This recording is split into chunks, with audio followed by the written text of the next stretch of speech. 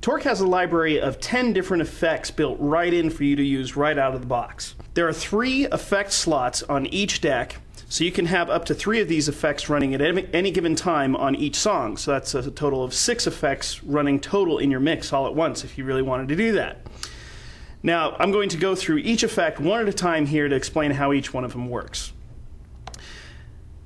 All you do is start by clicking on this empty box and choosing an effect from the drop-down list. The first one here is a delay.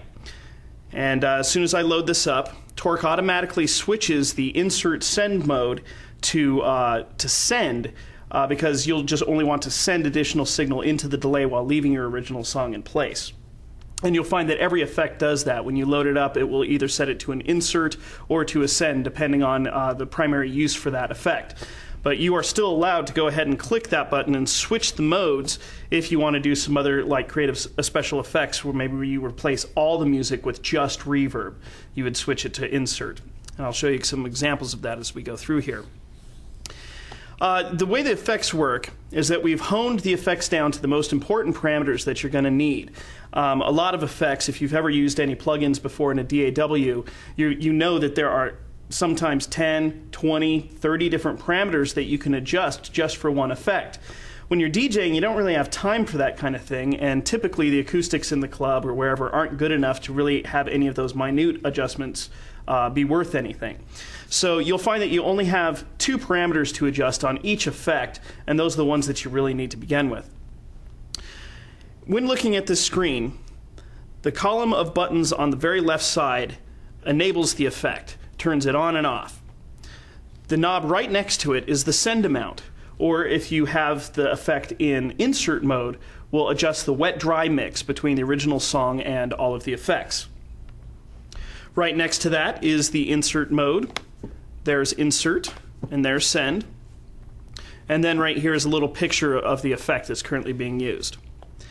Now these 2 controls here on the right, this knob and this button, are what actually control the parameters of the effect. And these parameters will change depending on what effect you have loaded up. In the case of the delay, the knob will control feedback and the button will create a tap tempo for the delay. So for example, I'm going to start this song going here, and as I turn up the send amount, we're going to start hearing a delay. Okay, so that's an 1/8 note delay right there. Using this button, I can tap a new tempo for the delay, and Torq will always quantize that delay amount to the nearest 16th note, based on the tempo that it's detected for the song. So if I tap quarter notes, now I get a quarter note delay. There's a dotted 1/8 note delay. I can go all the way up to 16th note, and I can actually get out to a full bar in length on the delay. So you can actually change the tempo on the fly very easily just by tapping some new tempos. And every time it'll always be perfectly in sync with the music. You can also turn up the feedback amount in order to hang a delay over. And in fact, you can turn feedback up beyond 100% to actually get those regenerative kind of delays that start getting louder and louder as they continue to come around.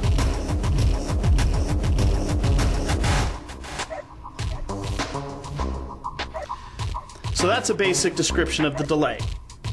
Next on our list is reverb.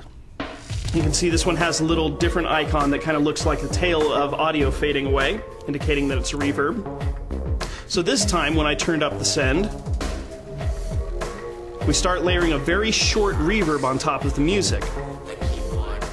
This knob right here is the reverb time. So as I turn this up, we get longer tails on the reverbs.